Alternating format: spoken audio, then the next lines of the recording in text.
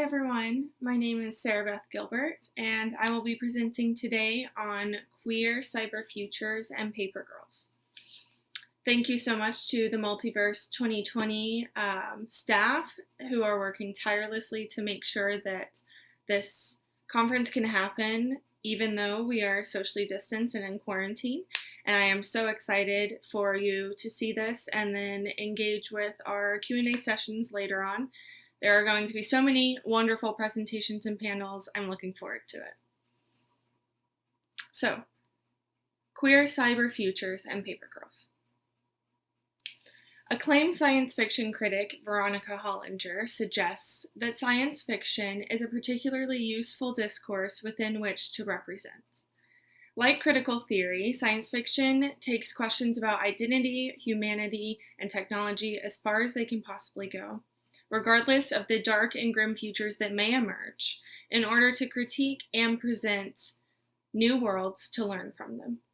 Although with different approaches, both Lee Edelman's No Future and Donna Haraway's A Cyborg Manifesto oppose systems of power and reflect science fiction's potential for centering the politics of queer negativity and cyber technology.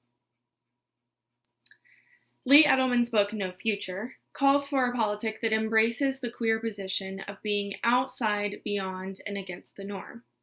Regardless of the neatness that the symbolic order gives to society, Edelman identifies queerness's true power in its negative opportunity and proposes a queer negativity politic that embraces being outside of that symbolic order. He reveals that the ultimate drive and force behind politics, both politicians' actions and political parties' goals, is to create a future for the ideal child to inherit. Edelman illustrates that the cyclical structure of futurity and lawmaking, where an ideal future is imagined and laws are put into motion to structure society and achieve that future for the child in question. The symbolic child, therefore, serves as the innocent, infantile future whose hopes and dreams for a stable life are privy to our current actions.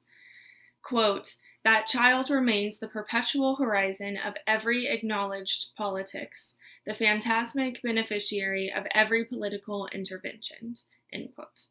This type of thinking focuses on the future that the child needs and structures our current society by calling us to embrace the child and the future that it represents, using it as an image to create what Edelman calls a reproductive futurism. Edelman is wholly against this reproductive futurism and suggests that the power of the LGBTQ+ community comes precisely from its position in the margins.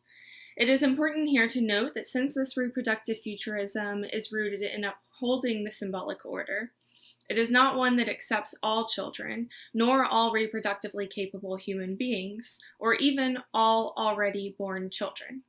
A queer couple, for example, a cisgendered lesbian and a trans bisexual woman, quote, must appear as a threat, as Edelman says, in that they don't uphold the binaries found in society of male and female, single or married, hetero or homosexual, and therefore are positioned outside of the boundaries of the symbolic order.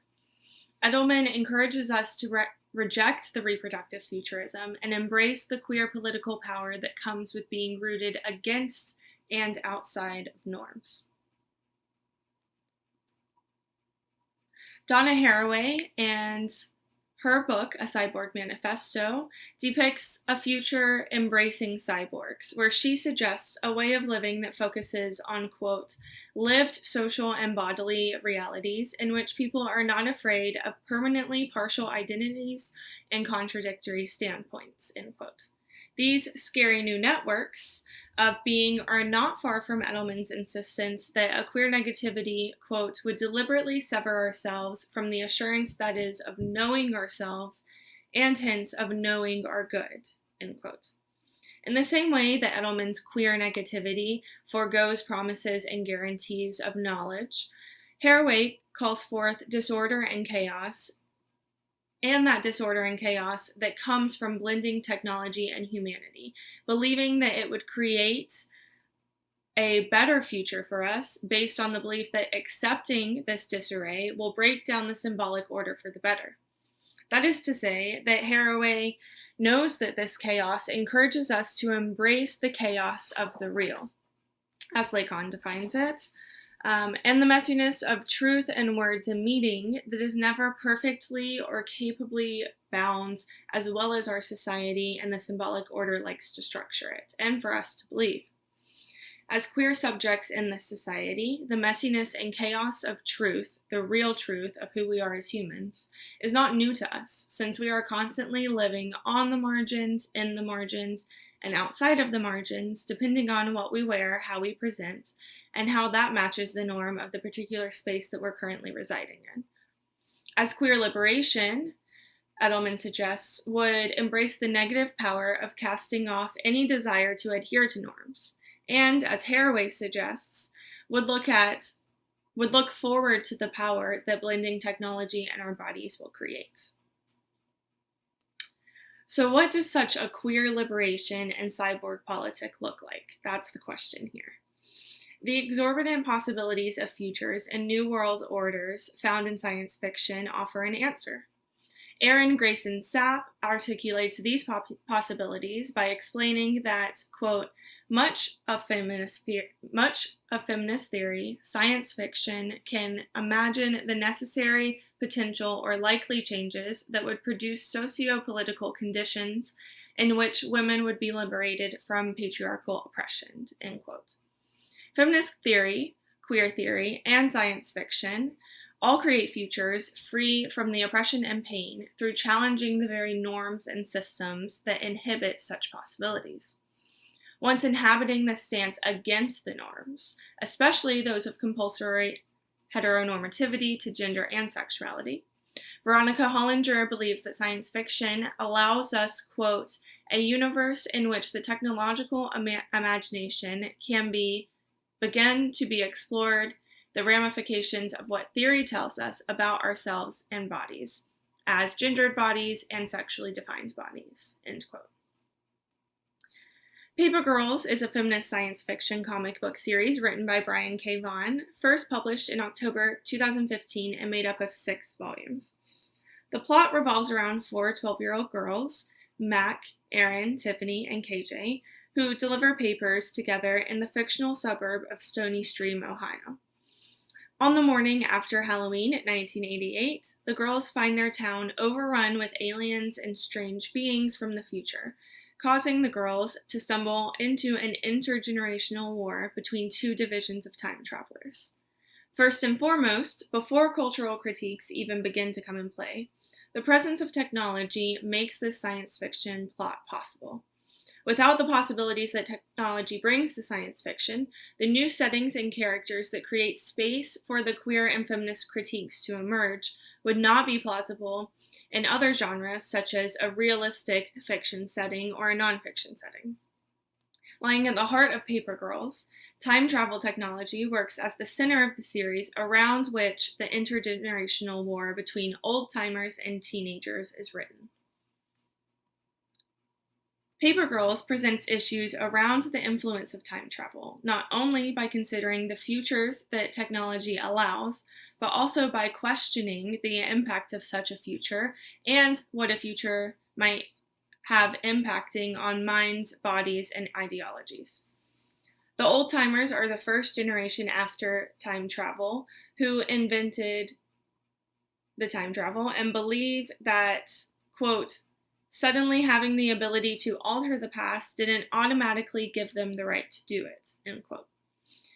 Depicted as much more conservative when it comes to the proper use of time travel, future Erin points to a graffiti mural explaining, quote, they're the kind who would take one look at something beautiful like this and immediately paint over it with the original shade of gray, end quote. Led by a man called Grandfather, also known as Jop-O, on the screen on my right here. The series also follows the old-timers' efforts to fight the teenagers, right here on the left, and reverse any ripple effects from the war that alter the original timeline as they time travel and fight. These methods include erasing people's memories, which is described as having the truth ripped out of your gray matter. Volume 4 shows a younger version of Joppo before he takes on the name of grandfather, caught in a battle with the teenagers inside a large Transformer-esque robot, where his comrade is killed as a casualty. Here he refers to the teenagers as terrorists and demands the rules of engagement and more be overturned in order to kill those who killed his friend. In contrast, the teenagers believe in altering history for the better of all humanity and have the technology to create clones.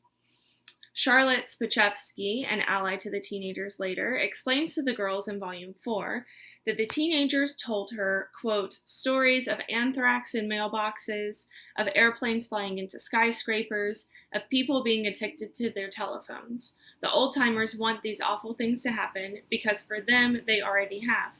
But their enemies, my allies, believe every generation has a right to live in the best possible present, even if history has to be futzed to get there.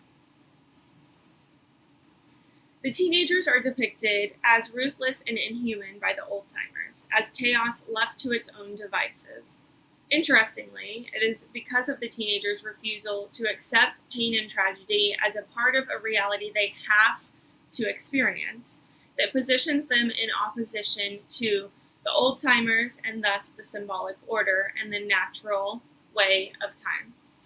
The teenagers believe that the fight against the social order is so important that they befriend locals, those native to the time period they are visiting, like the paper girls, to get information from them and turn them into allies if possible. Not only do the teenagers think children and teens from the future have a stake in the war, but also believe that they deserve the best possible future for themselves, even if that goes against what should happen. Although rewriting points of history can be risky, the teenagers embrace the messy nature of implementing technology for an ideal future for all, not just the ideal child of the symbolic order.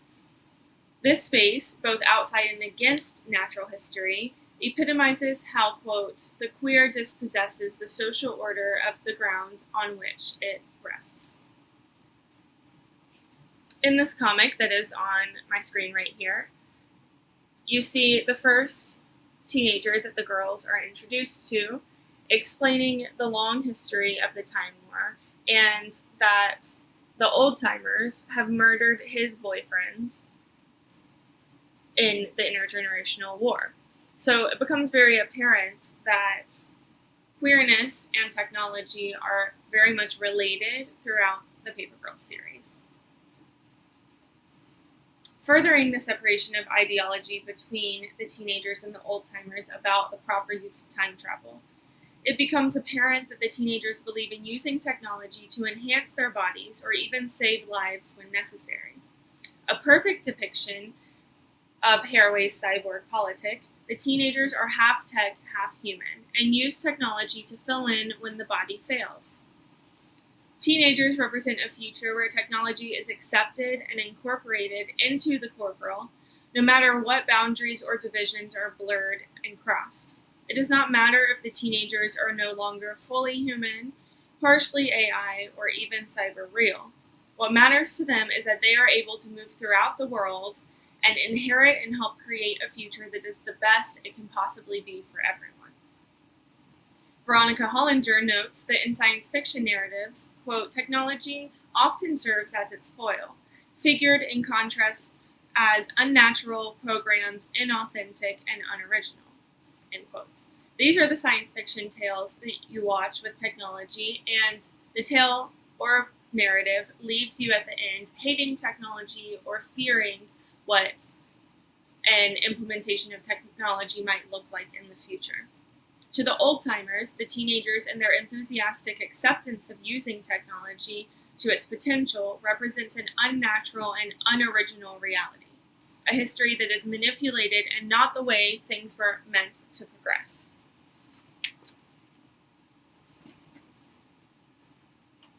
Haraway also argues for the multitudes of models that technology can open up for our world and reality. The most notable contribution this cyborg politic might make to queer negativity and queer lives would be to create the space needed for queerness to replace the heteronormative model of the nuclear family. since the progress of creating another human being will eventually move from the parent's bedroom to the laboratory, and some may argue already has with artificial insemination or sperm freezing or egg freezing, the nuclear family will cease to be intrinsic to the survival of the human race, thus making gender roles, as tied to biology and created, useless. Rather, the cyborg does not dream of the community on the model of the organic family, as Haraway says, and, by consequence, may continue, quote, the utopian tradition of imagining a world without gender, end quote. Here, the rejection of the symbolic order's focus on the ideal child is made possible by rupturing the connection between body and future child with the help of technology. In this comic, in volume 1 and 2, we realize that Erin does not have to die after she gets shot because Naldo and Heck, the two teenagers that we saw on the previous slides, use bioregenerating technology bugs that help heal a gunshot in Erin as she is suffering. We then learn later, as I'll talk about, that the technology bugs encrypted her DNA and allow for future cloning techniques. In addition to the possibilities for queer futures in terms of sexuality, Paper Girls also develops ideas about queer modes of reproduction through cloning.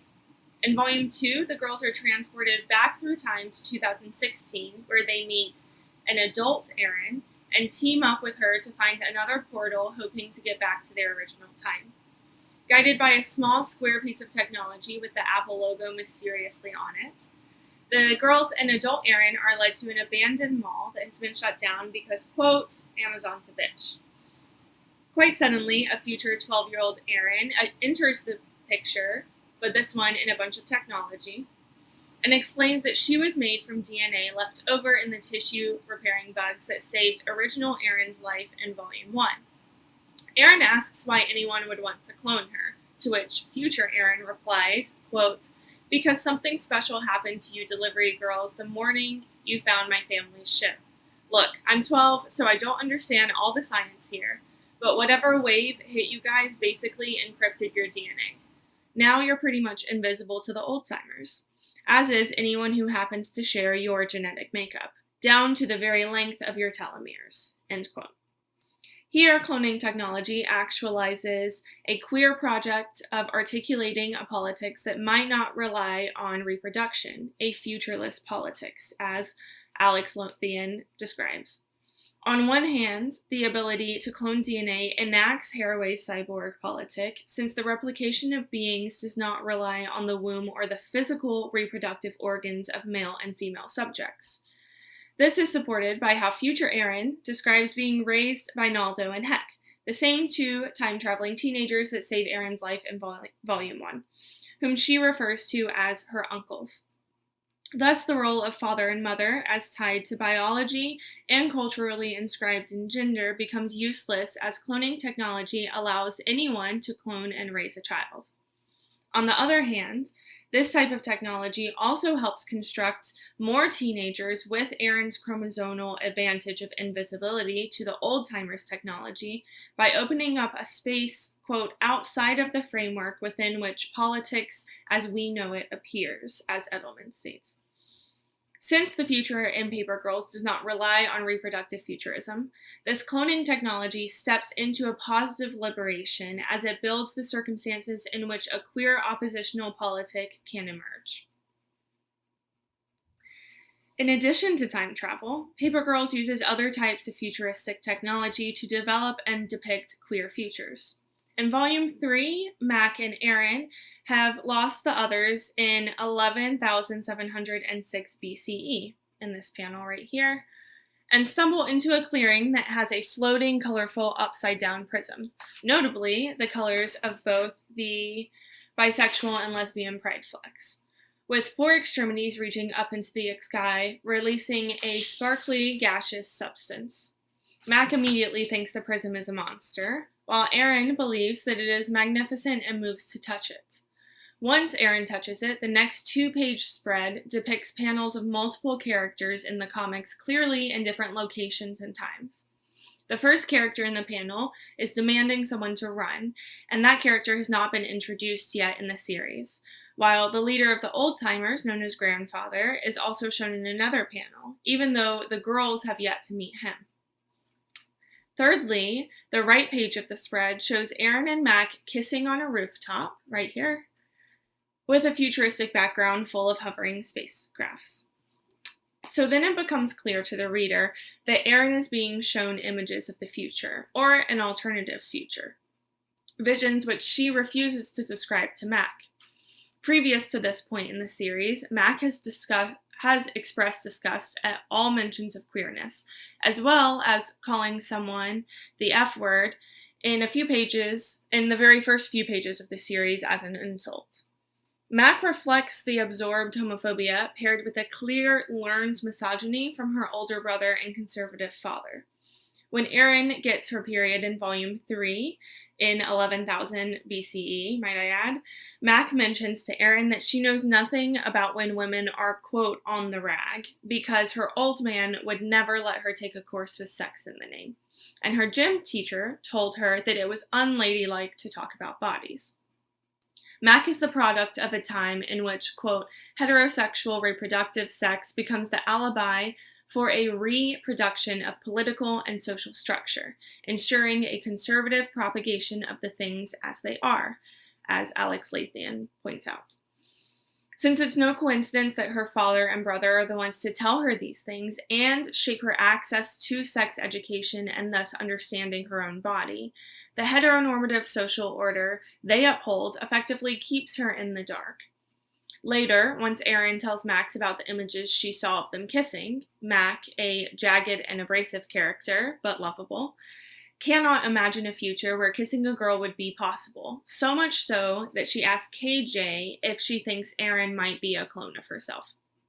However, as their adventure progresses, Mac learns that she will die from cancer and is determined to travel to a point in the future where she can be cured. After Erin accompanies her in Volume 5 to a futuristic hospital, Mac realizes that it does not matter when or how she will die, since their futures are already written to some degree, and just like Erin's vision of them kissing is. This realization seems to give her a weight off her shoulders and the space to embrace the feelings that she's been feeling for KJ. Looking around, Mac realizes that they are on the same rooftop as Erin's vision, and at the same time she realizes how emotionally supportive Erin has been and her feelings for her. She leans in and kisses Erin. Through the use of technology and time travel, Mac is pulled from a time of high homophobia to a future and a setting where her and Erin can develop feelings for each other and even act on them by seeing different futures where queerness and technology are fused and possible. Their adventure, made possible by the presence of time travel, has created a space, as Alex Lathan points out in science fiction, quote, in a shining light on the negativity of the present, where the obsolete queer future endures. Without this possibility of experiencing time queerly and outside of its normal linear progression, as well as a future where social constructs are clearly different, with the references to queer couples, Mac probably would not have been able to overcome or see through the social conditioning of the anti-queerness that was inherent in her original temporal position in Ohio in the 1980s. This plot aligns technology with sexuality and alternative sexualities, since the development of the latter is not possible without the former in this narrative, which supports Veronica Hollinger's statement that, quote, the representation of sexuality, conventionally calorized for its associations with the organic and embodied humanity, has also become absorbed in the discourse of technoscience. Thus, one sees the implications of both Haraway and Edelman's theories in the way time travel technology opens up space for Mac to position herself against the heteronormative logic. In this space, she is able to reject the belief that her body is only for reproduction, therefore allowing her to embrace the idea that women's bodies, including Aaron, can exist as places of desire contrary to heteronormativity. Paper Girls by Brian K. Vaughan is just one of the many examples of queer feminist science fiction being created right now. Science fiction as a genre creates space necessary for queer and feminist politics to be imagined, created, and considered. Paper Girls shows us how time is as subjective as experience, and that the social order will always attempt to reinscribe norms onto society of the ruling elites, and thus the individual bodies of everyone. Rather, the incorporation of technology into our lives, science fiction shows us that our society's divisions and binaries are not only harmful in the social order, but also unnecessary with technology. As Haraway theorizes, the breakdown of reality is a fruitful place of excess, contradictions, and beauty, in order to bring ourselves into a future without rigid norms and either-or conditions of living. We must embrace the position of the queer as outside and against the norms, while recognizing that the future we hope to create for all children, not just the child and the white, cis, heteronormative ideal child of politics, must come at the expense of radically reimagining and recreating the world around us through a wholehearted embrace of technology.